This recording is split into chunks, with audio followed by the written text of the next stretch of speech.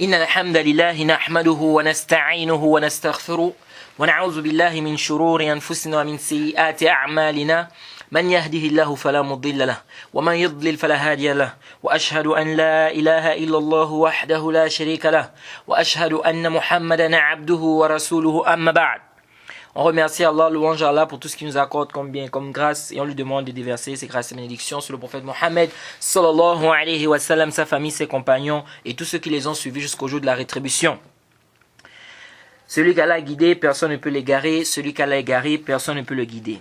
Alors, chers frères, chères sœurs, nous sommes toujours dans le cadre de notre explication, n'est-ce pas, du livre d'Al-Hafiz ibn Hajar, qui est Nuzhat al-Nazar, fi tawdih al-Nukhbat al-Fikr, في مصطلح أهل الأثر. جيد. الحافظ ابن حجر. Donc nous sommes arrêtés sur lorsque Al-Hafiz ibn Hajar était en train de nous parler du khabar ahad. Alors il disait ici que le khabar ahad peut venir avec un nombre précis. Ça peut être plus de 3, ça peut être 1, ça peut être 2. جيد. Ensuite il a dit والمراد بقولنا أن يرد بالاثنين بإثنين pardon. Il y a المراد بقولنا أن يرد بإثنين أن لا يرد بأقل منهما فإن ورد بأكثر في بعض المواضع من السند الواحد لا يضر إذ الأقل في هذا يقضي على الأكثر يقضي على الأكثر. الحافظ ابن حجر رحمه الله dit ceci, que ce qui est voulu lorsque nous disons que ça peut être rapporté de 3, ça peut être rapporté de 2, il dit ce que nous voulons ici, c'est-à-dire que ça ne doit pas être rapporté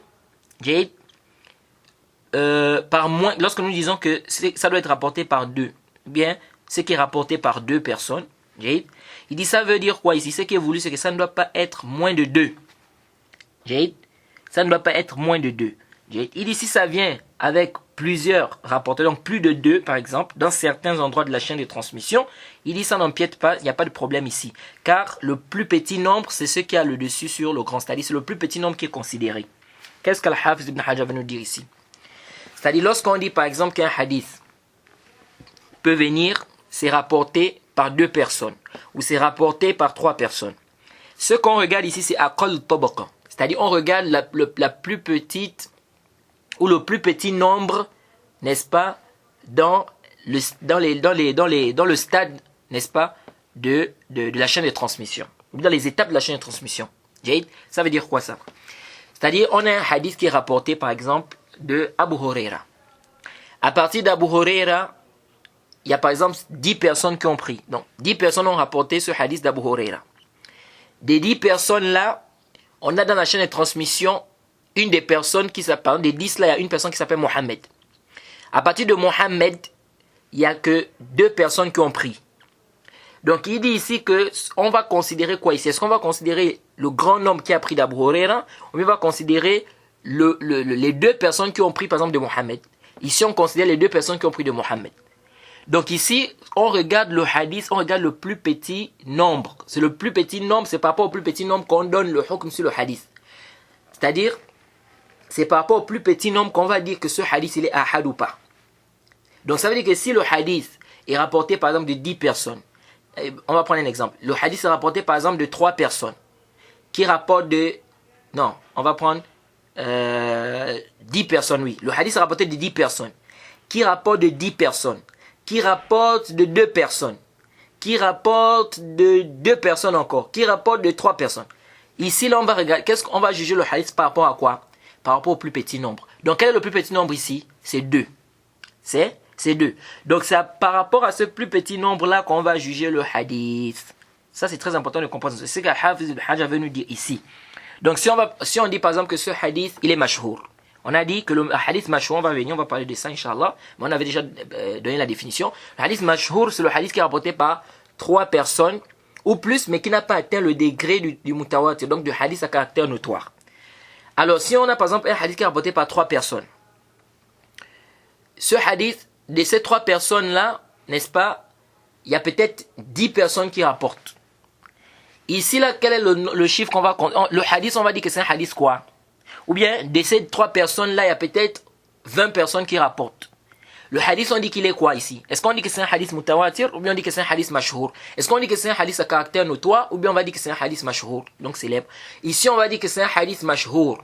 Pourquoi? Parce que ce qu'on regarde, c'est le plus petit nombre des gens qui rapportent ce hadith et non le plus grand nombre. C'est-à-dire c'est le plus petit nombre des gens qui rapportent le hadith. C'est par rapport à eux qu'on va donner la sentence sur le hadith. Est-ce que c'est un hadith mashhour? Est-ce que c'est un hadith mutawatir? Est-ce que c'est un hadith ahad ou c'est pas un hadith ahad? Je ne sais pas si vous avez saisi.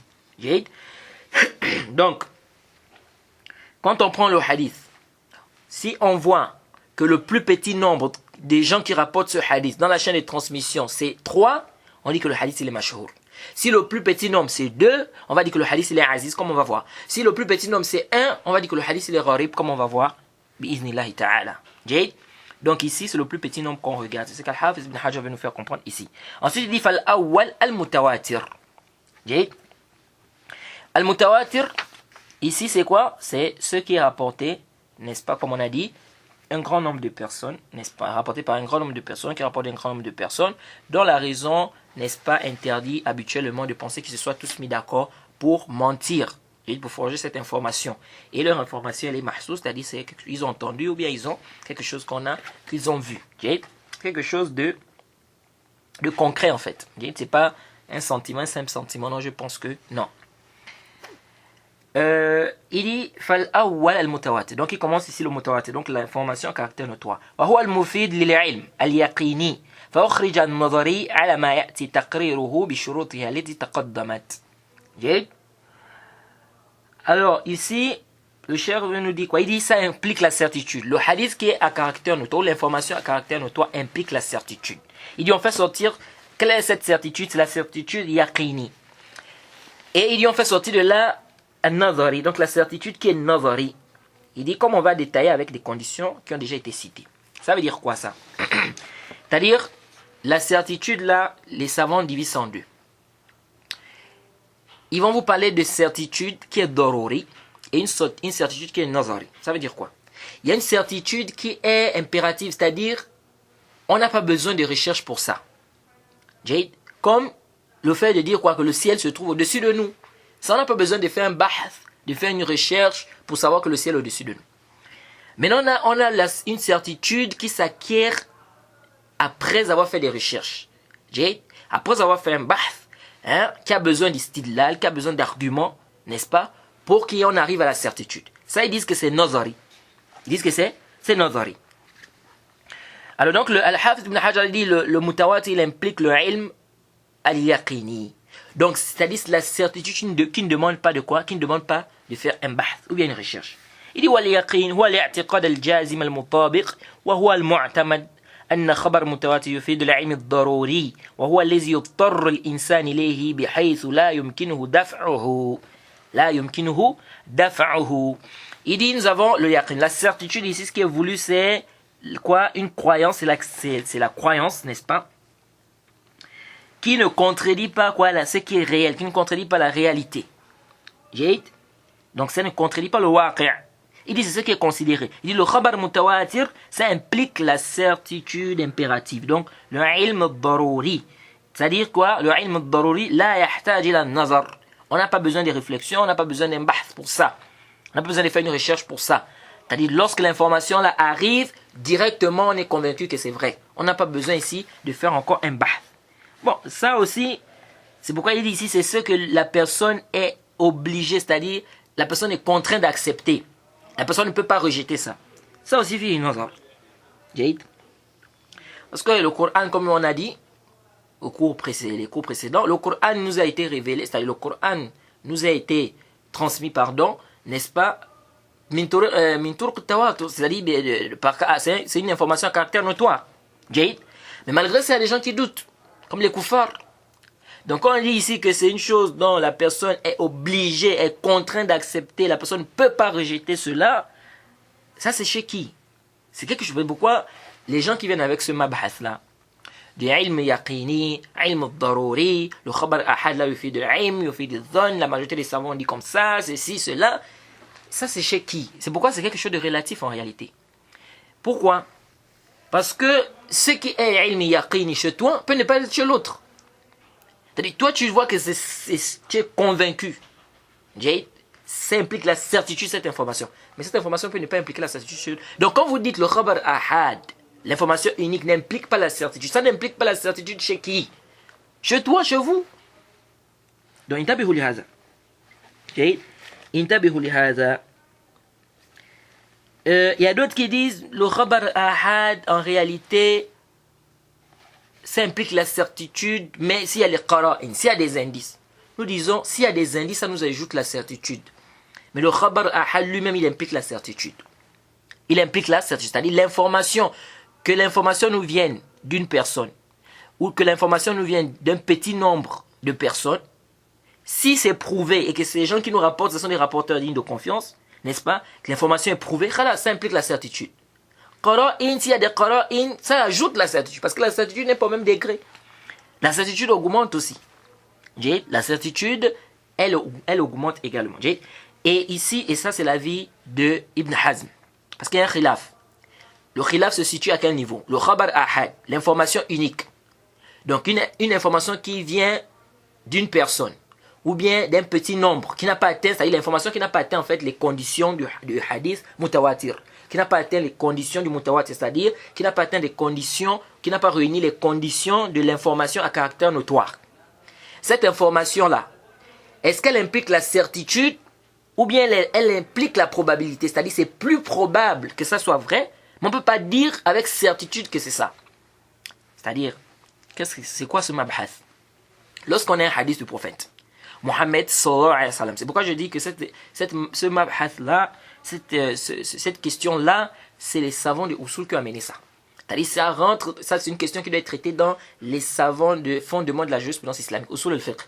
C'est pas en fait un mabhath qu'on doit traiter dans le ilm al-hadith. Parce qu'en réalité, le ilm al-hadith, ce qui nous intéresse c'est quoi? C'est le isnad. C'est authentique ou c'est pas authentique? C'est-à-dire le isnad. Sabatam lam yasbut. Si c'est authentique, khalas, on prend le hadith. Si c'est pas authentique, on rejette. C'est pourquoi ici, le Hafiz ibn Hajar va te dire que le mutawatir même qu'il est en train de parler là, ça ne rentre pas ici dans le mabhath de ilm. Pourquoi? Parce qu'il voit que le mutawatir en fait, c'est quelque chose ça implique le ilm al-daruri. C'est-à-dire on n'a pas besoin d'une recherche ici pour être convaincu de cela. Or, les hadiths, le hadith ahad, on a besoin de regarder la chaîne de transmission. Et la science du hadith ici, on regarde les chaînes de transmission, on travaille sur les chaînes de transmission. Donc si le mutawatir n'a pas besoin, il n'a pas besoin qu'on fasse un bahth. Donc ça doit pas rentrer ici dans le mabhas de quoi? De ilm al-hadith. Ils disent quoi en fait? Le hadith qui arrive, le prophète, on a rapporté un hadith du prophète. Mais c'est un hadith qui est ahad. C'est-à-dire qui n'a pas atteint les conditions du hadith à caractère notoire. Lorsque ça a été rapporté peut-être par une ou deux personnes. Un exemple. On dit ce hadith il est ahad.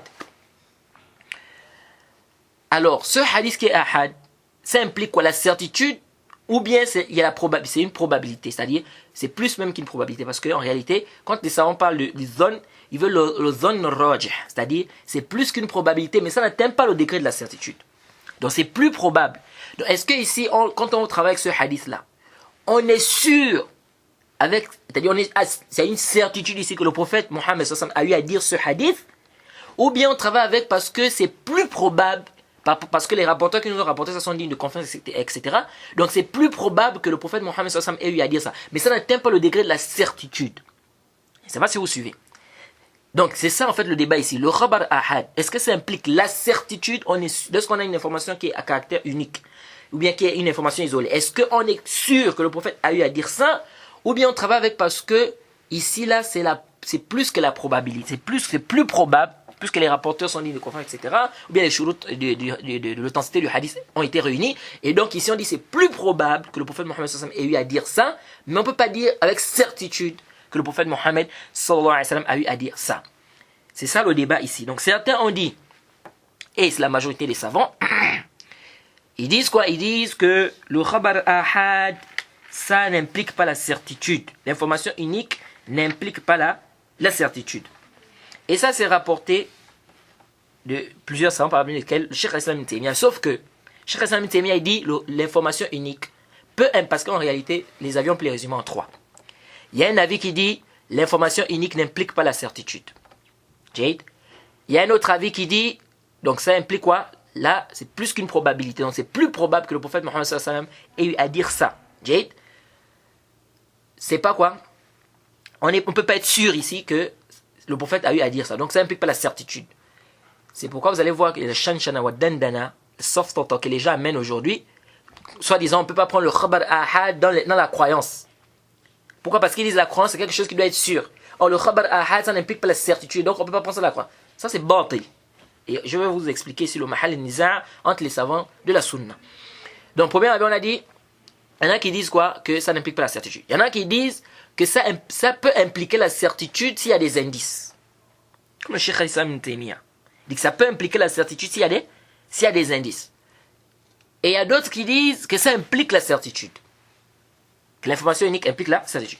Le Cheikh Al-Islam dit dans le Minhaj al-Sunnah au tome 7 à la page 516 à 517, il dit wa khabar wahid la yufid al-ilm illa bil qara'in. Il dit l'information à caractère unique, donc l'information unique n'implique pas le ilm, donc le savoir, la certitude, sauf s'il y a des indices. وقال ابن عبد البر c'est un maliki, le savant maliki qui est connu dans le Tamhid. Il a dit au tome 1 la page 7 à 8, il dit اختلف أصحابنا وغيرهم في خبر الواحد العدل هل يوجب العلم والعمل جميعا أم يوجب العمل دون العلم. قال والذي عليه أكثر أهل الحذق منهم أنه يوجب العمل دون العلم وهو قول الشافعي وجمهور أهل الفقه والنظر. Donc Ibn Abd al-Barr dit nos compagnons ont divergé et d'autres. Le khabar wahid, l'information d'une seule personne ou l'information à caractère unique de quelqu'un qui est digne de confiance, qui est juste, est-ce que ça oblige la certitude et la pratique ensemble ou ça oblige juste la pratique sans la certitude? Il dit l'avis qui est soutenu par la majorité, n'est-ce pas, c'est que ça oblige la pratique sans la certitude. Il dit et c'est l'avis de l'imam Shafi'i et de la majorité des gens du fiqh et du nazar. L'imam al-Nawawi dans le Sahih Muslim au tome 1 la page 132 il dit والذي عليه جماهير المسلمين وأصحاب الأصول أن الخبر واحد الثقة حجة من حجج الشرع يلزم العمل به ويفيد الظن ولا يفيد العلم. Au point il a même dit وأما من قال أنه يفيد العلم فهو مكابر للحس فكيف يحصل العلم وإن يحتمل الغلط كيف يحصل العلم إن يحتمل الغلط والوهم والكذب وغير ذلك. L'imam Nawawi a dit quoi? Il dit la majorité des musulmans, parmi les compagnons, les tabi'in et ceux qui sont venus après, les fuqaha, les muhaddithin, les gens des usul, ils ont dit que le khabar, l'information d'une personne qui est digne de confiance ou l'information à caractère unique, c'est un argument dans la législation. Il est obligatoire de travailler avec ça. C'est un argument. On travaille avec, obligatoirement, c'est obligatoire de travailler avec. Il dit, ça n'implique pas la certitude. Ça implique quoi? La probabilité. Donc, plus qu'une probabilité, mais ça n'atteint pas le degré de la certitude. Il dit, ça n'implique pas la certitude. Il dit, quant à ceux qui ont dit que ça implique le ilm, donc le savoir, la certitude, ce qui est voulu par le ilm ici, ça on dit, c'est quoi? C'est le yaqin, la certitude. Il dit, quant à ceux qui ont dit que ça implique la certitude, il dit que ça, c'est quoi? C'est de l'orgueil. Il dit comment est-ce que ça va impliquer la certitude alors qu'il peut avoir l'erreur, il peut avoir, n'est-ce pas, le mensonge à l'intérieur. Et Al-Khatib al-Baghdadi aussi, il a écrit un livre aussi, il a mis Zikr Shubha man za'ama khabar wahid yujib al-ilm wa ibtaluhu. Il a mis un bab dans son livre que les ambiguïtés de ceux qui disent que l'information unique implique la certitude, n'est-ce pas, et l'annulation de cela. L'imam Sana'ani aussi, il a fait un rad à ceux qui disent que le khabar ahad, on ne doit pas travailler avec ça. L'information à caractère unique, on ne doit pas travailler avec ça. Il a fait le rad et ensuite, il a fait le rad à Ibn Hazm aussi, parce qu'Ibn Hazm, il est d'avis que le khabar ahad, l'information unique implique la certitude. Qara'in, pas qara'in, ça implique la certitude. Et donc il a fait le rad d'Ibn Hazm, parce qu'Ibn Hazm s'appuie sur des versets qui réprimandent par exemple le zon, la pensée ou bien la probabilité, et comme le prophète a dit, yakum wa zon, faites attention aux soupçons, n'est-ce pas, car c'est le plus mensonger des propos. Et donc il a pris ça comme dalil. Ibn Hazm il a porté ce dalil pour dire qu'on ne doit pas se baser sur, on ne doit pas dire que le khabar ahad yufid zon, parce que ça veut dire qu'on travaille avec quoi? On travaille avec ce qui est c'est probable, c'est peut-être. Mais il n'y a pas de certitude ici. C'est-à-dire, c'est même pas, on va pas dire peut-être, mais on va dire c'est plus probable que ça soit vrai, mais on ne peut pas affirmer avec certitude que c'est ça. Et donc, certains savants ont refuté, même Sona'ani, en disant que les versets qui nous parlent qui réprimandent le zone, ce sont des versets qui réprimandent le shak, le doute. Mais si on n'est pas dans le doute, on est dans, c'est-à-dire une probabilité, c'est plus qu'une probabilité en fait. Mais sauf qu'on dit que ça n'atteint pas le degré de la certitude. Et il a apporté d'autres versets aussi qui parlent du zone, machin, qui montrent que le zone aussi peut vouloir dire la certitude. Et aussi, ils ont rappelé quoi, que la législation nous permet de travailler avec quoi, avec le rôle de zone, avec ce qui est plus probable. Même si on n'est pas convaincu que c'est-à-dire il n'y a pas de certitude, on ne peut pas affirmer avec certitude. Mais tout ça, ça veut dire quoi en fait? C'est pas, peut-être que certains sont un peu embrouillés là. Je vais vous résumer d'abord où se trouve le Mahal Niza' pour que vous compreniez bien dans quoi on est ici. La vie qui est juste, déjà avant ça, la vie qui est juste, que nous trouvons juste, c'est quoi? C'est que le Khabar Ahad, l'information à caractère unique, si c'est prouvé, c'est authentique, ça implique la certitude. Qu'il y ait des indices ou qu'il n'y ait pas des indices. S'il y a des indices, alhamdoulilah, ça nous ajoute la certitude. Sinon, l'information à caractère unique, donc l'information qui est rapportée par une personne, ou deux, ou trois, ou un petit nombre, mais ça n'atteint pas le degré du mutawatir de l'information à caractère notoire, nous disons que cette information implique la certitude. On est convaincu, on est sûr que cette information, le prophète Mohammed sallam a eu à dire cela. Et ça, c'est l'avis de Ibn Hazm. C'est l'avis de Daoud al-Zahiri. Et c'est une riwaya de l'imam Ahmed. C'est une riwaya de l'imam Ahmed. Donc, l'imam Ahmed a une riwaya de cet avis que l'information à caractère unique implique la certitude. Et quant à ceux qui ont rapporté ou ceux qui disent que l'imam Ahmed, il a une riwaya où il dit que l'information à caractère unique, ça implique le zone, ça n'implique pas la certitude, ça implique la probabilité, donc plus qu'une probabilité. Ça, c'est, comme a dit Ibn Qayyim, il a refuté ça. Il a dit ça, c'est pas juste, c'est daif. C'est pas prouvé que l'imam Ahmed a cet avis-là. Que l'imam Ahmed a cet avis-là. Donc, ça, c'est un avis, et c'est un avis de certains savants de hadith. C'est un avis de certains savants de hadith également, que quoi, que l'information à caractère unique implique la certitude. Qui est des Qur'an, qui n'est pas des Qur'an, du moment où c'est authentique, c'est prouvé, khalas, ça implique la certitude. Et un autre avis, qui est l'avis de la majorité des savants, ils disent que ça n'implique pas la certitude, mais c'est plus qu'une probabilité. Donc c'est plus probable, que le prophète Mohammed sallam ait eu à dire ça. Mais est-ce qu'on peut être sûr?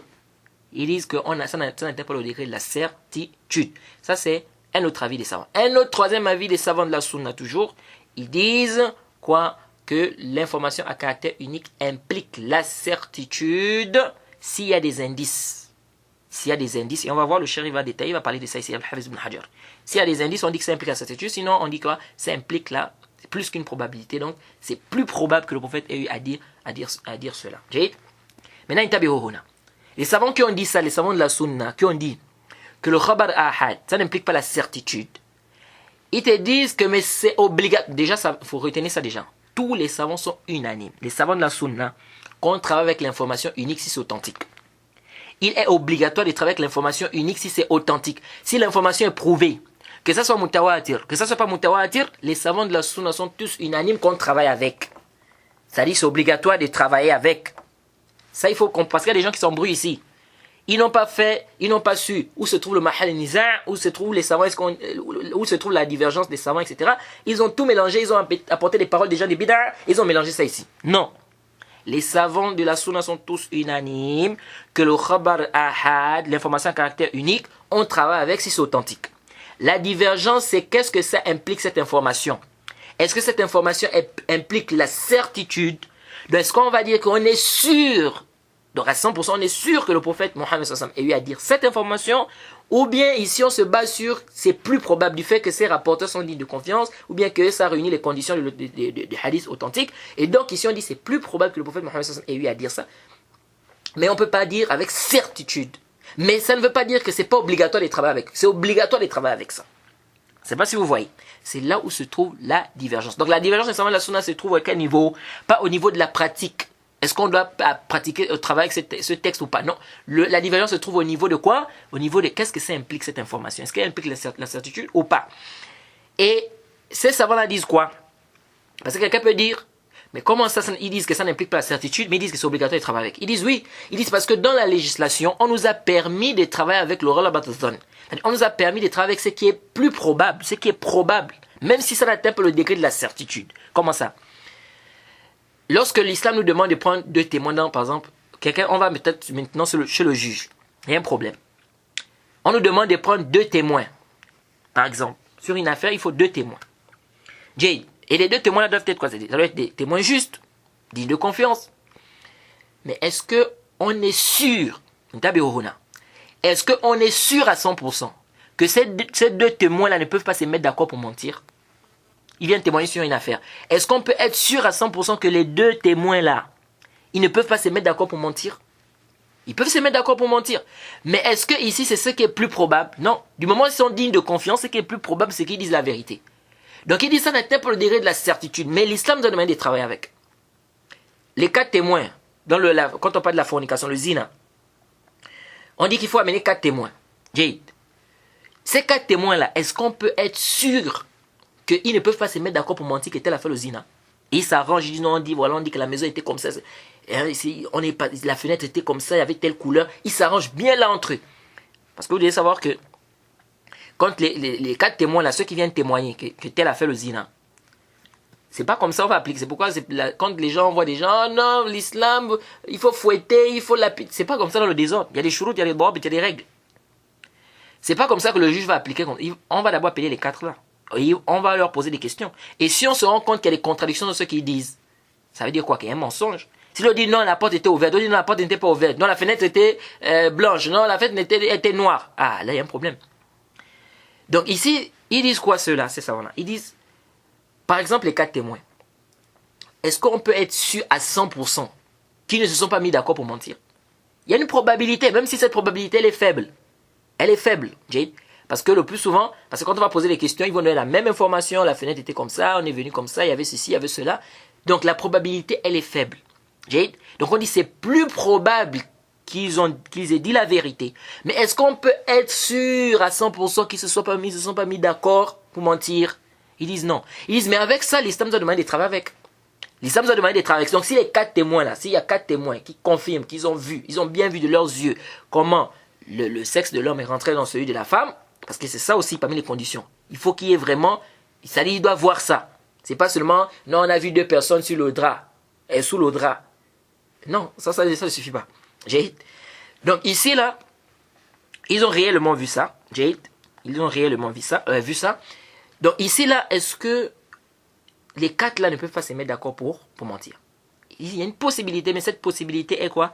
Elle est minime. Et donc on se base sur le relabat, c'est-à-dire on se base sur le zone roj, c'est-à-dire ce qui est plus probable, c'est qu'ils ont dit, parce qu'ils doivent être aussi dignes de confiance. Donc ce qui est plus probable, c'est quoi? C'est qu'ils ont dit la vérité. Mais avec ça, l'islam nous a demandé de travailler avec.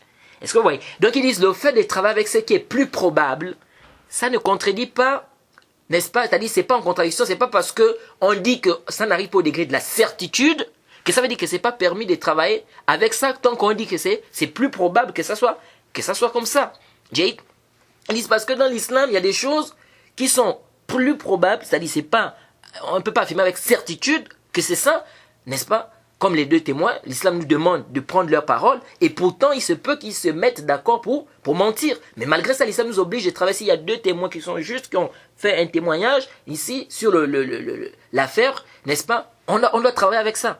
On doit travailler avec ça. Mais pourtant, on peut ne pas être sûr qu'ils sont quoi? Que c'est vrai, ils peuvent se mettre d'accord pour mentir. Ils disent donc ici, l'islam nous oblige de travailler avec ça, bien qu'on est quoi? Ça n'atteint pas le degré de la certitude, mais c'est plus probable. Même si on dit ici quoi? Que la probabilité, elle est quoi? Donc elle est très forte ici. Jade, elle est très forte, la probabilité est très forte, mais ça n'atteint pas le degré de la certitude. Ils disent, l'islam demande de travailler avec ça. Donc ils disent, il n'y a pas de mal. Donc même si on dit que le khabar ahad, l'information à caractère unique, ça n'implique pas la certitude, cela ne veut pas dire qu'on ne doit pas travailler avec. Du moment où ça implique quoi? Ça implique plus qu'une probabilité. Jade. Donc c'est un peu ça. Jade. Et aussi rappeler un point. C'est quoi? C'est qu'il n'y a aucun savant de la sunna, ni des salafs, qui font la différence entre l'information à caractère unique dans la croyance et l'information à caractère unique quand c'est pas dans la croyance. Parce que les gens des bid'a sont venus avec cette histoire-là. Ils ont tout mélangé. C'est pourquoi ça, en fait, comme je vous ai dit, c'est des mabahis qui sont traités chez les savants du usul, des fondements de la jurisprudence islamique. Ça, on ne doit même pas rentrer dans notre mabahis ici de le hadith. Mais comme Al-Hafidh ibn Hajar a parlé de ça, on est obligé de lire et puis je suis obligé de vous expliquer cela. Ceux qui viennent, les gens ont mélangé ici. Ils ont pensé que quand les savants de la sunna divergent, est-ce que le khabar ahad, ça implique l'information à caractère unique, est-ce que ça implique la certitude ou pas? Ils ont pensé quoi? Ils ont mélangé ça avec la croyance des gens des bid'a qui disent que l'information à caractère unique, on ne prend pas ça dans la croyance. Donc s'il y a un hadith qui vient, qui a un rapport avec la croyance, qui parle d'une chose qui a un rapport avec la croyance, si c'est pas mutawat, si c'est pas à caractère notoire, on prend pas ça. Pourquoi? Parce qu'ils disent que l'information à caractère unique n'implique pas la certitude. Or, la croyance doit se baser sur ce qui est sûr. Et comme ça n'implique pas la certitude, ce n'est qu'une probabilité, c'est plus qu'une probabilité. Ils disent donc qu'on ne prend pas ça dans la croyance. Et ça, c'est qawlun batilun. Batilun bil marra. Aucun savant de la sunna ne dit une telle parole. Les savants de la sunna sont tous unanimes contre avec l'information unique. Que ça soit dans la croyance, que ce soit pas dans la croyance. Là où les savants de la sunna divergent, c'est qu'est-ce que l'information unique implique. Ça implique la certitude ou pas. C'est là où se trouve la divergence. Donc, il ne faut pas déplacer. C'est pourquoi Ibn Qayyim dit ceci. Ibn Qayyim dit dans le I'lam, au tome 2, à la page 412. Il dit ceci. Il parle de ceux qui ont divisé, c'est-à-dire ceux qui ont divisé, ceux qui ont dit quand l'information unique vient dans la croyance, on ne prend pas, mais si ça vient dans les ahkam du shara', on prend. Il dit وَهَذَا التَّفْرِقْ بَاطِلٌ بِإِجْمَاعِ الْأُمَّةِ. Ibn Qayyim dit quoi? Il dit وَهَذَا التَّفْرِقْ بَاطِلٌ بِإِجْمَاعِ الْأُمَّةِ. Il dit cette différence-là, elle est fausse par consensus de la communauté. Par consensus. C'est-à-dire cette division, il dit qu'on prend l'information ahad, l'information unique, si ça vient dans les ahkam, donc si on vient par exemple dans le halal, le haram, on prend. Mais si ça vient dans la croyance, c'est qui a un rapport avec les i'tiqad de la croyance, le tawhid, ils disent là on ne prend pas. Parce que quoi, il faut la certitude et ça n'implique pas la certitude. Comme dit le Cheikh Al-Albani, ça c'est complètement bordé. Cheikh Al-Albani dit quoi? Il dit ces gens-là qui font cette différence-là, il dit ça c'est bordé. Pourquoi? Parce que même dans le halal et le haram, c'est la croyance. Dans le halal et le haram, c'est pas les i'tiqad, c'est pas la croyance. C'est-à-dire quand toi tu dis que telle chose est haram, telle chose est halal, c'est pas une croyance, c'est-à-dire tu crois que c'est haram, tu crois que c'est halal. Donc ici c'est une croyance. Donc cette différence elle est bordée. Donc quand toi tu viens, tu dis non, on ne doit pas prendre, dans la croyance on ne doit pas prendre le khabar à l'information à caractère unique. Mais ici comment tu peux baser, parce que quand tu viens tu dis ça c'est haram, c'est-à-dire que tu crois que c'est haram. Quand tu dis ça c'est halal, c'est que tu crois que c'est halal. Et donc ici c'est une croyance. Mais tu prends ça quand ça vient dans une information à caractère unique. Et si ça vient concernant, quand ça parle par exemple d'Allah subhanahu wa ta'ala, d'Yawm al-Qiyamah et tout ça, tu dis tu ne prends pas. Ça c'est bordé. Pourquoi? Parce que même dans les ahkam, il y a les i'tiqad. Cheikh Al-Albani dit même dans les ahkam, c'est les i'tiqad. Il y a une croyance. Donc tu bases ta croyance sur quoi? Tu bases ta croyance également sur le khabar ahad, l'information à caractère unique. Donc Ibn Qayyim dit وهذا التفريق باطل بإجماع الأمة. جيد. Il dit فإنها لم تزل تحتج بهذه الأحاديث في خبريات وعمليات. جيد يعني في العقيدة كما يحتج بها في الطلبيات وعمليات. ولا سيما والأحكام العملية تتضمن خبر عن الله بأنه شرع كذا وأوجبه ورضيه دينا. Ibn Qayyim dit, ça c'est batil. Il dit la communauté n'a cessé de s'argumenter de ces hadiths, dans les hadiths qui sont à caractère unique. Que ça soit dans les ahkam, dans les sentences, n'est-ce pas, le haram, le halal, que ça soit dans la croyance. Ils ont cessé de s'argumenter de ces informations-là. Il dit surtout que dans les ahkam, on a des informations, n'est-ce pas, en rapport avec Allah, c'est-à-dire des informations qui disent par exemple qu'Allah a légiféré telle ou telle chose. Allah a obligé telle ou telle chose. Et il a agréé telle chose. Donc ça rentre, c'est aussi une croyance. qu'Allah a légiféré ça, Allah a obligé ça, Allah a interdit ça. Ça rentre aussi dans... C'est pourquoi Cheikh Al-Albani a dit, même dans les halal haram aussi, il y a aussi les i'tiqad ici. Il dit, فَشَرْعُهُ وَدِينُهُ رَاجِعْ إِلَى أَسْمَائِهِ وَصِفَاتِهِ. Et sa législation, n'est-ce pas, sa religion, ça revient à ses noms et ses attributs. وَلَمْ تَزَلُ الصَّحَابَةُ وَالتَّابِعُونَ وَتَّابِعُهُمْ وأهل الحديث والسنة يحتجون بهذه الأخبار في مسائل الصفات والقدر والأسماء والأحكام. Il dit la communauté, il dit les compagnons, les tabi'in, et ceux qui sont venus après les tabi'in, Et les gens du hadith, de la sunna n'ont cessé de s'argumenter,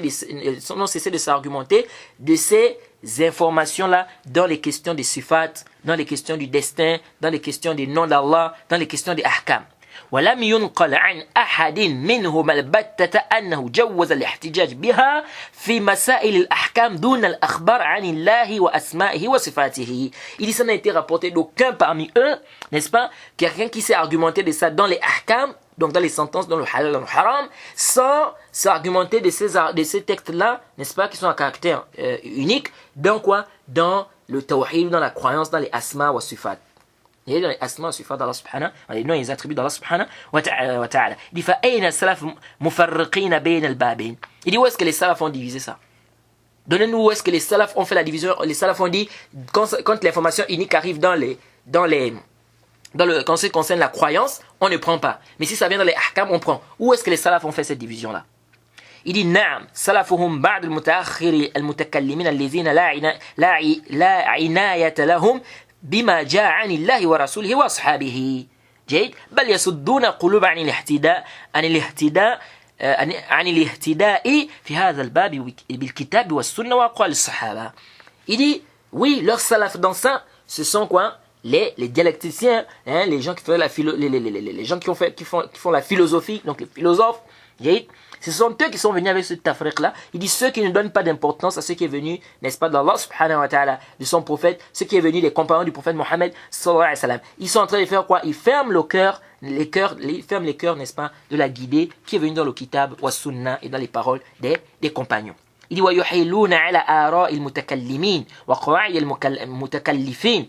Et ils font quoi? Ils orientent les gens, ils renvoient les gens, n'est-ce pas, aux opinions des dialecticiens, n'est-ce pas, des philosophes, n'est-ce pas, des gens qui rentrent dans la philosophie, n'est-ce pas, et aux qawaïd de ceux-là qui exagèrent. فَهُمُ الَّذِينَ يُعْرَفَ عَنْهُمُ التَّفْرِقُ بَيْنَ الْأَمْرَيْنِ. Ce sont, c'est-à-dire, cette séparation-là, elle est connue d'eux. C'est pas connu des savants de la sunna. De dire que non, dans les ahkam, on prend le khabar, l'information à caractère unique, l'information isolée, mais dans le tawhid, la croyance, on ne prend pas. Haza qawlun batil. Il dit c'est connu de ces gens-là, des philosophes, etc. C'est pas connu des savants de la sunna, des salaf. Il dit wadda'u al-ijma' ala hadha at-tafriq. Il dit, ils ont même prétendu qu'il y a un consensus sur cette division-là, en disant que c'est un consensus des savants, que ce qui vient dans le khabar, ce qui vient à caractère, l'information qui vient à caractère unique, donc l'information isolée, ici, ça, on ne prend pas ça dans la croyance, mais si ça, il faut, dans la croyance, on ne prend que ce qui est mutawatir. Il dit, ceux qui ont prétendu ce consensus-là, c'est quoi? C'est faux. Il dit, voilà, yuhfaz ما جعله إجماعا عن إمام من أئمة المسلمين ولا عن أحد من الصحابة والتابعين. Il dit c'est pas connu, ça n'a pas été, n'est-ce pas, rapporté. Ce qu'ils ont considéré comme ijma' là, ça n'a été rapporté ni d'un imam parmi les imams des musulmans, ni un parmi les compagnons, ni un parmi les tabi'in. Donc ça, ce n'est pas connu des salafs. Ce n'est connu d'aucun savant, n'est-ce pas, de la sunna. Comme quoi, si l'information vient dans la croyance, on dit quoi? On dit que on ne prend pas, mais si ça vient dans les ahkam, on prend. Et là, j'avais écouté une fois ce Hassan et Hussein s'est égaré là. Hein, et nous sommes toujours dans la réfutation. Nous sommes toujours en train de le réfuter. Bien évidemment, nous avons à boire arrêter pour le moment par rapport à certaines occupations. Mais on va reprendre, Inch'Allah. J'ai écouté une fois, il disait le khabar ahad, l'information à caractère unique, ou bien l'information isolée, lorsque ça vient et que c'est dans la croyance, il dit c'est un débat là-bas entre les savants. Le débat là, c'est chez qui? Chez quel savant? Les savants de la sunna ou bien les savants des bid'a? Chez les savants de la sunna, c'est pas un débat. Lorsque l'information vient, ou le hadith est authentique, même si c'est un hadith à caractère unique, ou bien c'est un hadith isolé, qui est rapporté par une personne, ou bien par un petit nombre, et que ça n'a pas atteint le degré du tawatur, n'est-ce pas? Ça n'a pas atteint le degré du hadith à caractère notoire. Ce hadith, on travaille avec ça. Il est obligatoire de travailler avec ça. Que ce soit dans la croyance, que ce soit pas dans la croyance. Il n'y a pas de tafriq. Le tafriq que vous apportez là, c'est vous qui vous êtes parti chercher ça chez les gens, chez les philosophes, chez les dialecticiens. C'est pas connu des salafs. C'est pas connu des salafs. Donc la parole ici d'Ibn Qayyim est plus que claire. Et le Cheikh Al-Albani, il a écrit aussi un bon livre, là où il a parlé de cette question-là, avec détail. Il a apporté le tafsil. est-ce que par rapport à cette mas'ala, l'information à caractère unique, est-ce que ça implique la certitude ou pas? La risala, le nom de la risala, c'est Al-Hadith Hujjatun bi nafsihi fil aqaid wal ahkam. Du Cheikh Mohamed Nasruddin Al-Albani, rahimahullah. Le nom de la risala, c'est Al-Hadith Hujjatun bi nafsihi fil aqaid wal ahkam. C'est-à-dire, le hadith est un argument lui-même dans la croyance et dans les ahkam. C'est une très bonne risala où il a détaillé ce sujet. Donc, ici, on dit quoi? Que ça, c'est pas connu des salafs, cette division. Donc, la divergence des savants se retrouve sur ce point-là. Est-ce que ça implique la certitude ou pas? Et comme on a dit, vous avez vu ici, vous avez compris ici pourquoi ces savants-là ont opté pour cet avis. Et ceux qui disent ça, pourquoi ils disent ça? Les savants qui sont allés dans cet avis-là, quand on dit c'est la majorité des savants d'ailleurs, et on a dit que ça, l'avis-là n'est pas juste, l'avis qui est juste est l'avis des savants tels que l'imam Ahmed dans une riwaya, l'Ibn Hazm, Daoud al-Zahiri et certains savants des hadiths qui disent que l'information à caractère unique implique la certitude. Si ça vient avec des indices, ça augmente notre certitude, mais ça implique la certitude. Et parce que ceux qui ont dit ça, ils disent quoi? Ils disent parce que l'information d'une personne, yahtamil khata, il se peut qu'il y a l'erreur, puis il se peut qu'il se trompe. Vous voyez, c'est pas comme l'information de quelqu'un, par exemple, c'est-à-dire maintenant ta maison se brûle. Si une personne vient et te dit ta maison se brûle, une personne vient et te dit ta maison se brûle, est-ce que c'est comme si tu avais par exemple 20 personnes qui t'avaient dit ta maison est en train de se brûler? Tu es quelque part, tu ne sais pas. Une personne vient te dire ta maison est en train de se brûler. Est-ce que c'est comme quelqu'un qui vient, c'est comme si 20 personnes venaient te dire que ta maison est en train de se brûler? Où est-ce qu'il y a la certitude? C'est dans l'information d'une personne ou dans l'information des 20? Donc, c'est un peu ça, ils disent l'information d'une personne, il se peut qu'il se trompe. Par contre, quand il y a un grand nombre, l'ihtimal du khata est vraiment daif. C'est-à-dire, l'hypothèse que la personne se trompe ici est très faible parce qu'ils sont en grande quantité. Kullu hadha, nous disons, ça, c'est pas des dalils. Ça, c'est pas des dalils. L'information de la personne. Si la personne, c'est une personne qui est digne de confiance. Ici, on dit que ça implique la certitude. Cheikh Abdelaziz bin Baz, il t'a dit, le Cheikh al-Islam Taymiyyah a dit ceci. Tu dis non, comme c'est le Cheikh bin Baz, il est seul, il m'a apporté cette information. Bon, c'est plus probable que ça soit vrai. Mais c'est pas avec certitude. Je ne peux pas affirmer avec certitude que c'est vrai. Ou bien Cheikh Abdel Bukhari, ou bien, je sais pas, Cheikh Al-Albani, ou bien Cheikh Ibn Uthaymin. Il te dit, tel Cheikh a dit telle chose. Ou c'est dans tel livre. Ou Cheikh Al-Islam Taymiyyah a dit ceci. Ou même l'imam Malik, prenons les anciens. L'imam Malik qui te dit, Zuhri a dit ceci.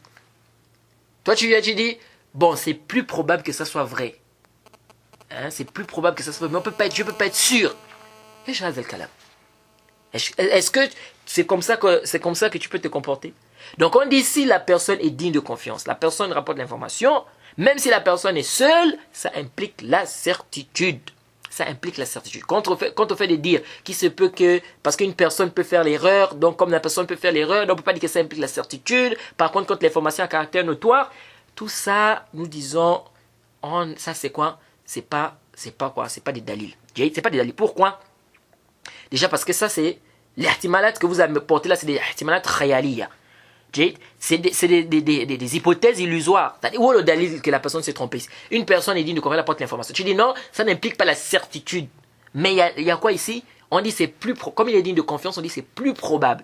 Et l'islam nous permet de travailler avec les informations qui sont plus probables. Donc on travaille avec ça parce qu'il n'y a pas de mal. Mais ici, est-ce qu'on peut être? Et on dit tout ça, on n'a pas besoin de ça. Tant que la personne est digne de confiance, la personne rapporte l'information. Ici, on fait quoi? On est sûr de cette information. Maintenant, si on a des indices qui peuvent nous faire douter, ça c'est autre chose. Ça c'est autre chose.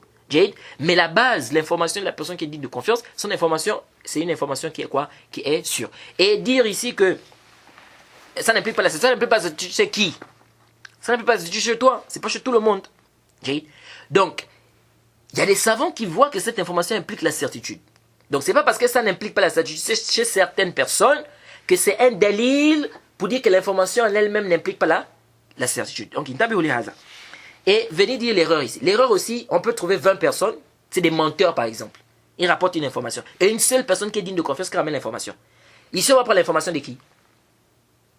On prend l'information des 20 personnes, mais on peut prendre l'information de la personne qui est seule. On prend l'information de celle qui est seule. Pourquoi? Parce que cette information, elle est quoi? Elle émane de quelqu'un qui est digne de confiance. Par contre, ceux-là, ce sont des menteurs. Donc, même s'ils sont nombreux aussi, ça peut aussi impliquer quoi? Ça peut impliquer aussi ça peut ne pas du tout impliquer la certitude. Donc ici, ici, venir dire que l'information à caractère unique, on dit que ça n'implique pas la certitude parce que il se peut qu'il y a le wahm, il y a l'erreur et tout ça, ça ce sont des ihtimalat réaliya, n'est-ce pas, où il n'y a pas de quoi, il n'y a pas de dalil.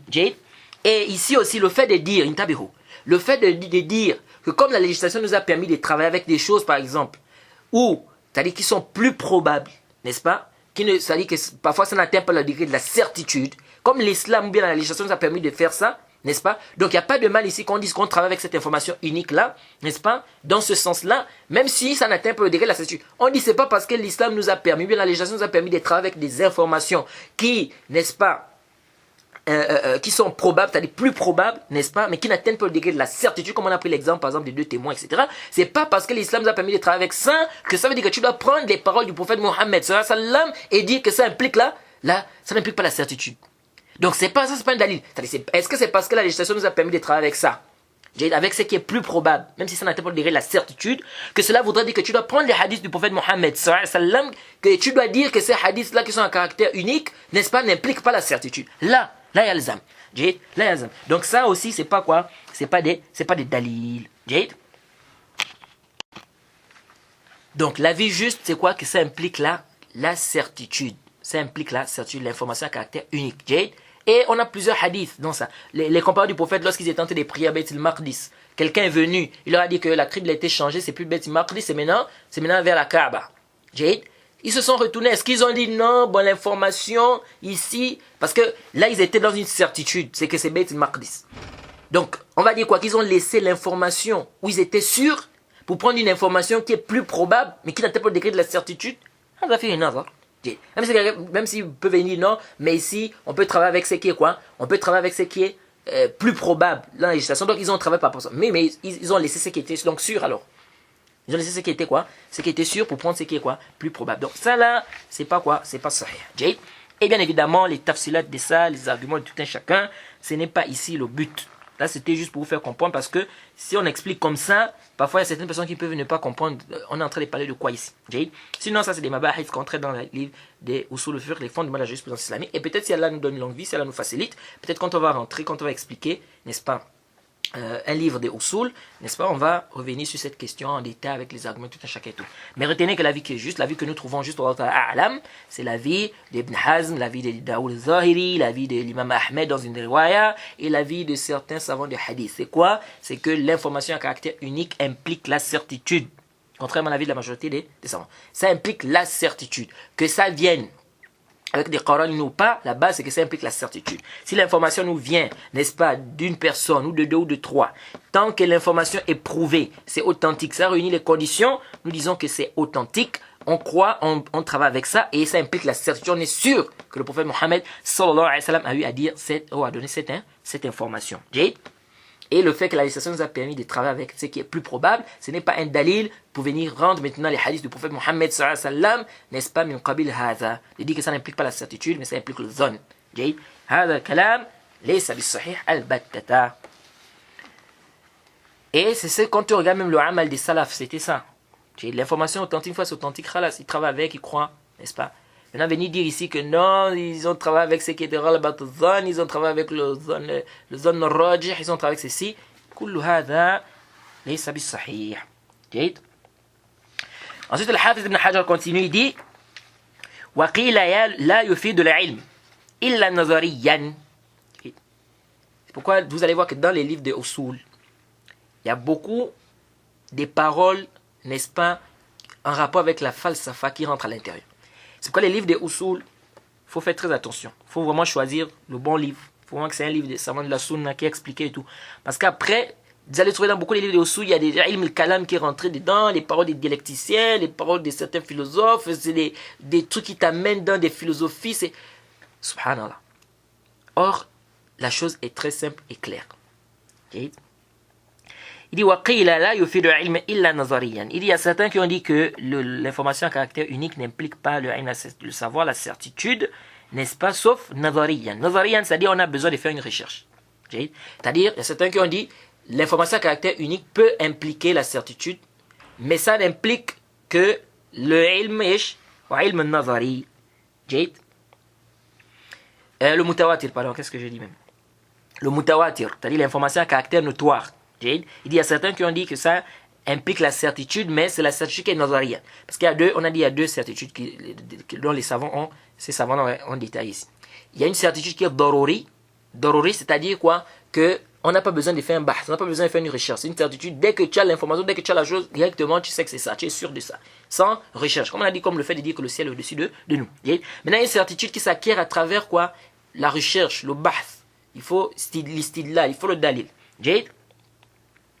Si par exemple on dit le paradis se trouve au ciel. Le paradis se trouve au-dessus de nous. Regardez le dalil.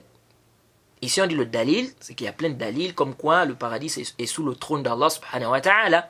Donc c'est un dalil que c'est au-dessus. C'est pas comme si on va dire le ciel au-dessus de nous. Ça là, est-ce qu'on a besoin d'un istidlal, on a besoin d'un argument, on a besoin... Ça c'est clair.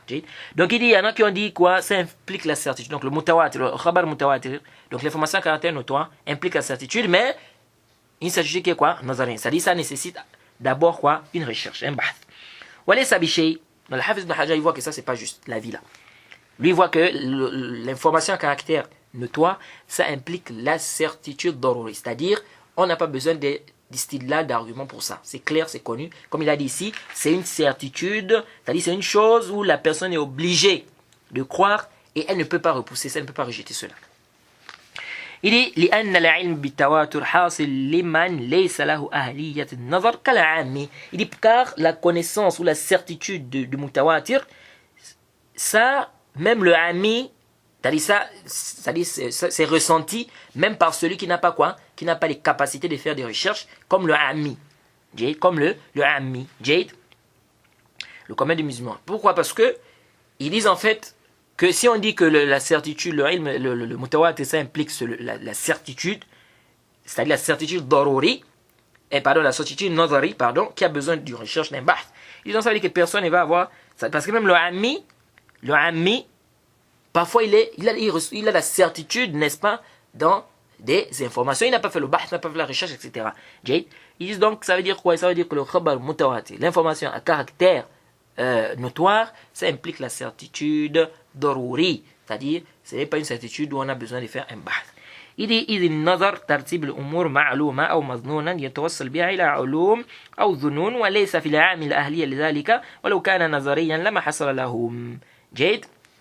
Il dit quoi? Il dit que car le nazar, la recherche, ça demande beaucoup de choses, ça demande de ranger des choses, n'est-ce pas, des connaissances, ça demande un bahth, une recherche, il faut connaître ceci, il faut connaître cela. Il dit tout ça là, le ami n'a pas tout ça. Il dit il n'a pas tout ça. Il dit si c'était comme vous dites, il dit donc le ami ne devait même pas avoir la certitude, n'est-ce pas, même dans le mutawatir. Tout ça, comme je vous ai dit, c'est des trucs qui, on n'a pas normalement besoin de ça ici dans l'ilm al-hadith. C'est des choses qui rentrent dans les mabahith, des questions des gens, n'est-ce pas, des usul. Et les sahaba, les compagnons ne rentraient pas dans ces choses-là. Khabar ahad, il fait de don, il fait de l'ilm, tout ça là, on n'en a pas besoin. Nous disons que l'information à caractère unique, si c'est authentique, khalas, il fait de l'ilm, ça implique la certitude, on est sûr, on est convaincu, le prophète Mohammed a dit cela, on travaille avec ça. Maintenant, si on a des indices, des dalils qui montrent que l'information n'est pas authentique ou bien qu'il y a un doute, etc., ça c'est une autre mas'ala là-bas. Il dit ولا بهذا التقرير الفرق بين العلم الضروري والعلم النظري. جيد. إذ الضروري يفيد العلم بلا الاستدلال والنظري يفيده ولكن مع الاستدلال على إفادته وأن الضرورية يحصل لكل سامع والنظرية لا يحصل إلا لمن فيه أهلية النظر. جيد. Il dit donc de là on arrive à faire, il dit de là vous voyez donc la différence entre le ilm, la certitude impérative, donc daruri, et le ilm nazari, donc la certitude qui est nazari. Il faut savoir qui est nazari. C'est-à-dire le nazari, pour arriver à cela, il dit quoi? Il dit le daruri, ça implique la certitude, le ilm, la connaissance, la certitude, sans istidlal. On a dit que ce qui est voulu par le ilm ici, c'est le yaqin. Ça implique la certitude sans dalil. On n'a pas besoin de faire un istidlal, on n'a pas besoin de s'argumenter ici. Ça implique directement la certitude. Par contre, le nazari, il dit yufiduhu lakin ma'al istidlal al-ifada. Il faut quoi? Il faut s'argumenter. Et ça nécessite quoi? Un dalil. Jade. Wa ana daruri yahsul li kulli sami'in. Il dit le daruri, l'information, la certitude impérative là, tout celui qui entend ça, il a la certitude de ça. contrairement au nazari. Le nazari, donc la certitude qui est nazari, la certitude qui est daruri impérative, on a dit quoi? On n'a pas besoin d'un dalil, d'un argument pour ça. Quand je dis le ciel est au-dessus de nous, je dis toute personne qui entend le ciel au-dessus de nous, il est convaincu le ciel au-dessus de nous. Il n'a pas besoin de faire un bahth, une recherche. Bon, est-ce que ce qu'il a dit est vrai? Est-ce que moi-même je dois regarder là-bas avec mes yeux? C'est connu. Jade. Par contre, le nazari, on a besoin de faire le bahth. C'est pourquoi il dit le nazari, ça, la certitude du nazari, c'est par rapport à quoi? C'est-à-dire, elle s'acquiert que par celui qui a les capacités de faire le bahth, la recherche, etc. Il dit وإنما أبهمت شروط التواتر في الأصل لأنه على هذه الكيفية ليس من مباحث علم الإسناد. Hafiz ibn Hajar dit, il dit je n'ai pas donc détaillé ici les shurut, les conditions du tawatur. Donc il n'a pas fait un sharh détaillé des conditions du tawatur. Il dit pourquoi? Il dit parce que de cette manière-là, donc la manière dont nous avons expliqué le tawatur ici, il dit ça fait pas partie des questions qui ont un rapport avec le ilm al-isnad, qui est la science du isnad, de la chaîne de transmission. Pourquoi? Parce que la science de la chaîne de transmission, les sciences de la chaîne de transmission, ça concerne quoi? Le sihha et le da'f. Parce que le Hafiz ibn Hajar, il voit quoi? Il voit que le mutawatir implique le ilm al-daruri. Donc c'est une certitude daruri. On n'a pas besoin de faire un bahth, on n'a pas besoin de chercher. Il dit, si on voit ça ici, ça veut dire, si on prend ça, ça veut dire quoi? Ça veut dire que on n'a pas, ça ne fait pas partie des mabahis de isnad. C'est-à-dire ça ne doit pas rentrer ici dans des questions de isnad. Il dit, c'est pourquoi je ne suis pas rentré dans les tafsilat, dans les détails de ces conditions-là. Il dit, le isnad, on cherche à savoir est-ce que c'est authentique ou c'est pas authentique. On a besoin de faire un bahth, une recherche. Or, on a dit que le khabar mutawatir, il fait de l'ilm daruri. C'est une information, n'est-ce pas, c'est une certitude quoi, impérative. Donc, on n'a pas besoin de quoi? On n'a pas besoin de faire un bahth. Il dit, إذا علم الإسناد يبحث فيه عن صحة الحديث أو ضعفه ليعمل به أو يترك من حيث صفات الرجال وصيغة الأداء والمتواتر لا يبحث عن رجاله بل يجب العمل به من غير بحث. Donc le Hafiz ibn Hajar dit car le ilm al-isnad, la science du isnad, on cherche quoi? C'est-à-dire cette science-là, on doit chercher. C'est-à-dire ce qui est voulu dans cette science, c'est de connaître sihhat al-hadith ou da'fi. Est-ce que le hadith est authentique ou pas? Pour qu'on puisse travailler avec ou bien pour qu'on puisse délaisser cela. Par rapport à quoi? Par rapport aux critères qui se renferment ou bien les critères qu'on trouve sur les rapporteurs de la chaîne de transmission. S'ils ont les critères, n'est-ce pas, qui rendre le hadith authentique, on authentifie le hadith. Sinon, pas les critères, on rend ça da'if. Il dit, wasirat al-ada, n'est-ce pas, les termes qui sont utilisés également lors de la transmission du hadith. Donc, le ilm al-isnad s'occupe de ça. La science du isnad s'occupe de ça. De savoir, n'est-ce pas, est-ce que le hadith est authentique ou pas, afin qu'on travaille avec ça ou pas. Et ceci repose sur quoi? Sur les sifat, les critères qu'ont les rapporteurs qui rapportent cette information. Et également les termes qu'ils utilisent lors de la transmission de cette information. Le mutawatir, l'information à caractère notoire, n'est-ce pas? On n'a pas besoin de chercher ça, c'est-à-dire on ne recherche pas ici, on ne fouille pas sur les rapporteurs. Il faut obligatoirement qu'on travaille avec ça. On n'a pas besoin de faire un bahth. Bien évidemment, le Hafiz ibn Hajar, le zahir, c'est qu'il est en train de parler ici du khabar mutawatir de manière âme. Sinon, si c'est par rapport au hadith du prophète, pour qu'on dise que le hadith soit authentique, il faut qu'on fasse le bahth. Il faut qu'on regarde la chaîne de transmission, il faut qu'on regarde quoi? Les asanid. Là, il parle ici des akhbar amma, qui l'éti afad al-ilm al-daruri. Parce qu'ils disent quoi? Ils disent que le fait qu'il y ait trop de chaînes de transmission, on n'a plus besoin de faire le bahth. On n'a plus besoin de faire quoi? Le bahth. Pourquoi? Parce que ça implique ici le doro, c'est-à-dire la certitude quoi? Impérative. Mais comme on a dit ici, ça c'est quoi? Ça c'est la vie là n'est pas, c'est pas sahih. La vie qui est juste, n'est-ce pas? C'est quoi? C'est que le khabar ahad yufid al-ilm comme le khabar mutawatir yufid al-ilm. Ça implique la certitude. Les deux impliquent la certitude. Donc, ce débat-là, de est-ce que ça implique la certitude, l'information à caractère unique ou pas, ça c'est un mabahat qui est dans les livres des usul, qui est traité dans les livres des fondements de la jurisprudence islamique. Et aussi, on dit quoi? On n'a pas besoin de tous ces tafsir. Nous disons ici que la vie qui est prépondérante, la vie qui est juste, c'est que l'information unique, tant que c'est authentique, que c'est prouvé, ça réunit les conditions du hadith que ce soit authentique, sahih, hasan, hasan al-ghayri ou hasan li zatihi, nous disons que le hadith, il est authentique et nous disons qu'il implique la certitude. On est sûr, le prophète Mohammed sallallahu alayhi wa sallam a eu à dire ça. Maintenant, s'il y a d'autres indices, des indices qui viennent renforcer cela, alhamdulillah, ça nous augmente la certitude. Parce qu'il y en a qui ont dit, il y en a qui ont dit que le khabar ahad, ça n'implique pas la certitude, mais ça peut impliquer la certitude s'il y a des indices. Et parmi les indices, ils disent par exemple si ça vient dans Bukhari et Muslim. Si ça vient dans Bukhari et Muslim, ça implique la certitude. Bien évidemment, on va voir ça, le cheikh va parler de ça ici. Ensuite, le cheikh il dit وَمَنِ ادَّعَاهُ مِنَ الْعِزَّةِ وَمَنِ ادَّعَاهُ مِنَ الْعِزَّةِ مَمْنُوعٌ وكذا من ادعى غيره من العدم لأن ذلك نشأ عن قلة اطلاع عن كثرة الطرق وأحوال الرجال نسبة وأحوال الرجال وصفاتهم المقتضية لإبعاد العادة أن يتوطئوا على كذب أو يحصل منهم اتفاقا. جيد. Al-Hafiz ibn Hajar dit quant à ceux qui ont prétendu que c'est rare, c'est-à-dire le khabar mutawatir, ceux qui ont dit que c'est rare, est-ce qu'on trouve vraiment des informations mutawatir, c'est-à-dire est-ce qu'on trouve des hadiths qui sont à caractère notoire. Il dit quant à ceux qui ont prétendu que c'est rare, il y en a qui ont dit que c'est rare, il dit ceux qui ont prétendu que c'est rare, il dit ça c'est quoi? On interdit ça, c'est pas juste. Jade, ce n'est pas quoi? Il dit ce n'est pas juste. Il dit kaza man idda'ahu ghayruhu min al-adam. Il dit la même chose aussi ceux qui ont dit même que ça n'existe pas, c'est-à-dire il y a pas d'informations à caractère notoire. Donc il n'y a pas d'informations à caractère. Tous les hadiths qui nous sont, c'est-à-dire tous les hadiths que nous avons, c'est des hadiths à caractère unique. Donc c'est des hadiths isolés, c'est des hadiths à caractère unique, c'est pas des hadiths à qu'on appelle ça la caractère notoire. Donc il dit ça c'est pas juste, c'est-à-dire ceux qui ont dit que c'est rare et ceux qui ont dit que ça n'existe pas, il dit ceci n'est pas juste. Il dit pourquoi? Il dit parce que ceci découle de quoi? Du fait quoi qu'ils ont eu un peu de regard. Ça découle de quoi? Du peu de regard sur les multitudes de chaînes de transmission. Et les situations des rapporteurs et leurs critères. Il dit c'est ce qui a fait quoi? C'est-à-dire les situations des rapporteurs, les multitudes des chaînes de transmission, leurs critères. Il dit c'est ce qui montre ici quoi? Que c'est loin, c'est-à-dire c'est difficile, n'est-ce pas?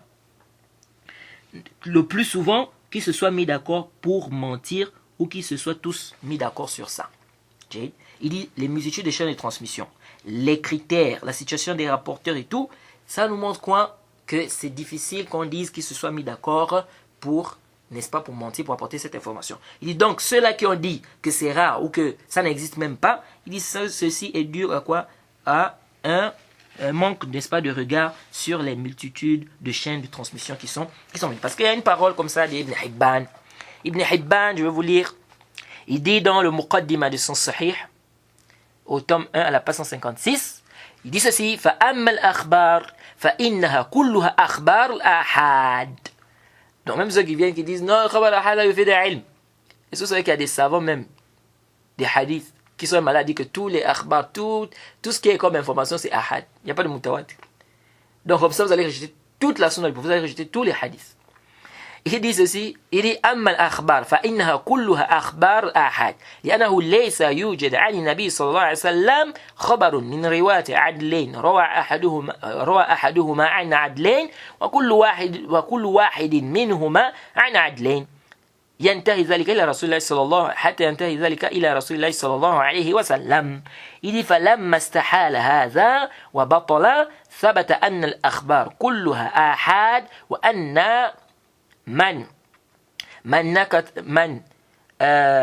تنكب عن قبول أخبار الآحاد فقد عمد إلى ترك السنن كلها لعدم وجود السنن إلا من رواية الآحاد. Donc Ibn Hibban nous dit quoi ici?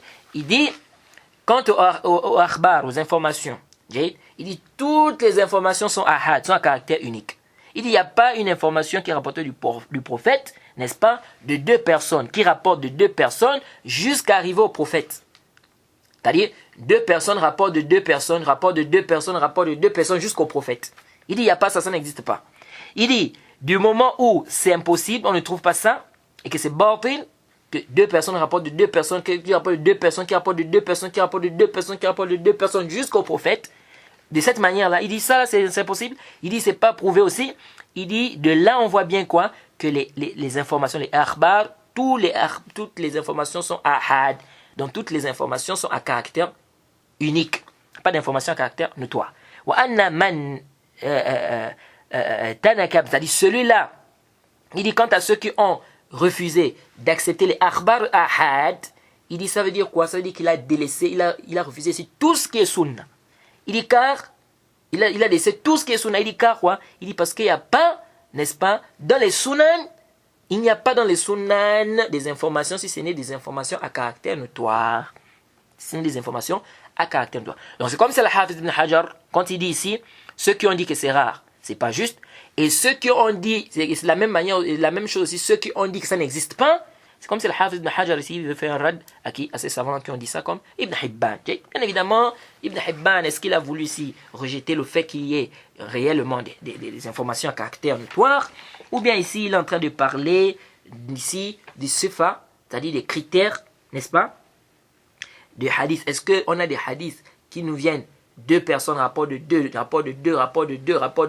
jusqu'au prophète, ou il est en train de vouloir ici dire qu'il n'y a pas des informations, n'est-ce pas, khabar ahad, mais il y a des paroles des savants par rapport à cela. Bref, ce qui nous intéresse ici, c'est quoi? C'est que cette parole n'est pas juste.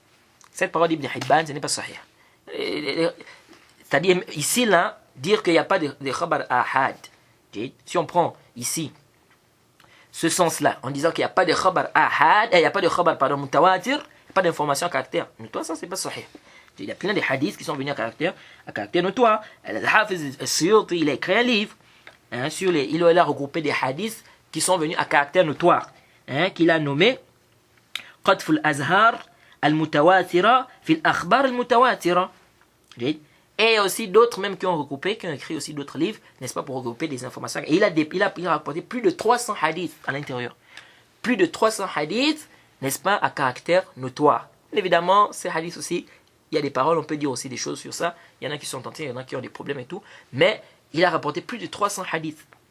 Et il y a d'autres qui ont écrit également dans ça. Donc, venir dire comme ça qu'il n'y a pas de khabar mutawatir, c'est-à-dire qu'il n'y a pas d'information à caractère notoire, il n'y a pas de hadiths à caractère notoire, tout ce qui est comme hadith c'est à caractère unique.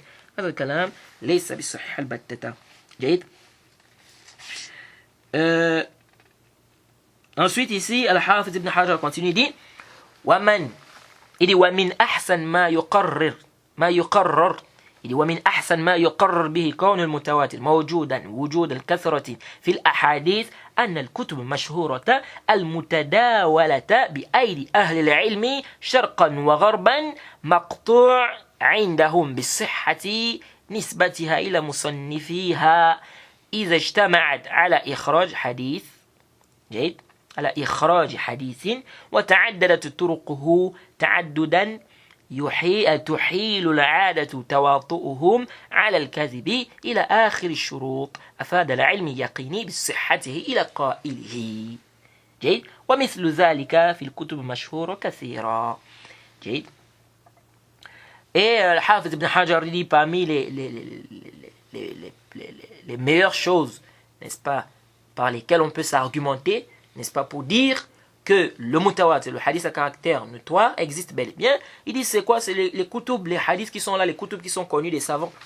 Il dit ces kutub-là, c'est rapporté à l'intérieur, n'est-ce pas?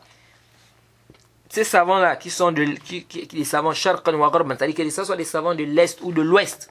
Hein? L'imam al-Bukhari, l'imam Muslim, l'imam Abi Daoud, l'imam Abi Shayba, l'imam Ahmed, Nasa'i, l'imam Tirmidhi, l'imam al-Hakim, l'imam Tabarani, Darimi, Ibn Khuzayma, tous ces savants-là, ils sont parfois des contrées différentes. Enfin, ils ne sont pas de la même contrée. Ils sont des contrées différentes. Mais du fait qu'ils tous ces savants-là qui sont d'endroits différents, de pays différents parfois, rapportent ces hadiths-là, ces mêmes hadiths-là. Et avec toutes ces tours, toutes ces chaînes de transmission-là. Tout ça, ça nous prouve ici que le khabar mutawatir existe bel et bien. Ça existe bel et bien. Donc tous ces hadiths-là qui proviennent de ces savants-là, et on est bel et bien sûr que ça provient d'eux, n'est-ce pas? Ils se sont regroupés c'est-à-dire ils se sont rassemblés à regrouper ces hadiths, bien qu'ils soient des contrées différentes, il y a plusieurs chaînes de transmission au point où, n'est-ce pas, le plus souvent la raison, au point où la raison, n'est-ce pas, interdit le plus souvent, n'est-ce pas, qu'ils se soient mis d'accord, n'est-ce pas, pour mentir ici par rapport à ces informations-là, jusqu'au, il dit, il a akhir shurut, c'est-à-dire, sans compter les autres conditions on a citées par rapport au khabar ahad. Et ça montre la certitude, n'est-ce pas, la certitude daruri, n'est-ce pas, que ces hadiths sont authentiques jusqu'à celui qui a eu à dire cela. J'ai dit, il y a aussi quoi, des kutub mashour qui sont connus, n'est-ce pas, concernant cela. Donc il y a plusieurs kutub. Donc il dit ici, en fait, il veut dire, le Hafiz ibn Hajar en résumé, il veut dire ici que le fait, c'est-à-dire dire que l'information à caractère notoire n'existe pas, il dit c'est pas juste parce que la plus grande preuve, ou parmi les plus grandes choses, ou parmi les meilleures choses dont on peut s'argumenter pour prouver cela, il dit c'est les kutub que nous avons maintenant, les kutub où il y a des hadiths du prophète. Ces kutub-là, n'est-ce pas, nous montrent clairement, quand on regarde, il y a des hadiths, on voit des turuq, des chaînes de transmission qui sont en grande quantité, etc. On voit bien ici que le khabar mutawatir existe bel et bien, c'est-à-dire l'information à caractère notoire existe bel et bien. Donc voilà un peu ce qu'il faut retenir ici. Donc en conclusion, on dit, les savants divisent les informations en deux. Ils disent il y a le khabar ahad et le khabar mutawatir. Le khabar ahad, c'est l'information à caractère unique, qui n'a pas atteint les conditions du khabar mutawatir. Le khabar mutawatir, on a dit, c'est une information qui est rapportée par un grand nombre de personnes, qui rapporte d'un grand nombre de personnes, qui rapporte d'un grand nombre de personnes, n'est-ce pas? Et dont la raison, n'est-ce pas, interdit qu'ils se soient tous mis d'accord pour mentir, pour inventer cette information.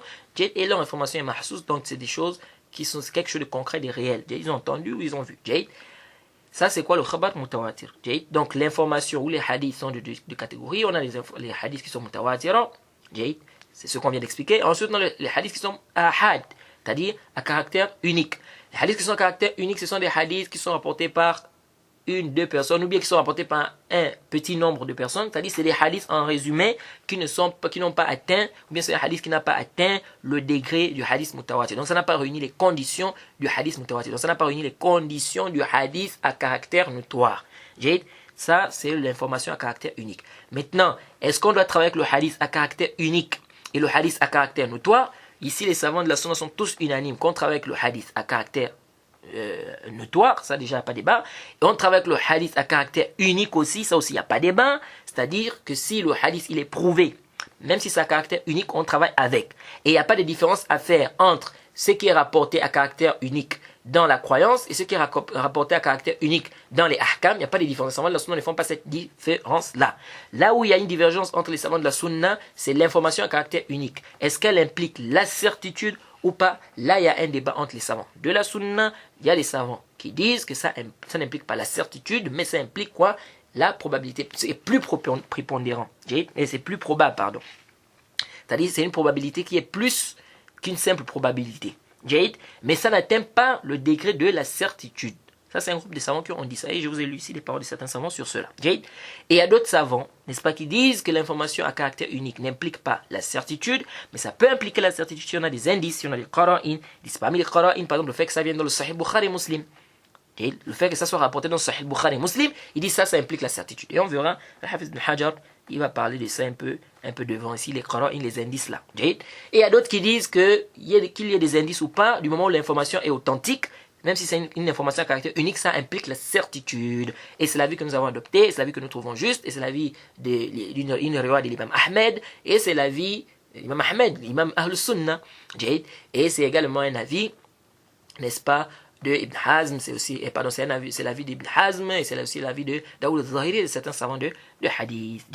Donc voilà un peu ce qu'il faut retenir ici concernant l'information à caractère unique et l'information à caractère notoire. Donc Al-Hafiz ibn Hajar, il a vraiment tiré dans cette mas'ala-là, n'est-ce pas? Donc on va s'arrêter là, et le prochain cours, on va rentrer dans la suite, là où il parle maintenant du hadith mashhour, le hadith al-mashhour. Il va nous parler du hadith al-mashhour, qui est toujours dans la catégorie des hadiths ahad, mais on va détailler c'est quoi le hadith mashhour. On s'arrête ici, on demande qu'Allah nous facilite. Wa subhanaka Allahumma bihamdik, wa ashhadu an la ilaha illa anta astaghfiruka wa atubu ilayk.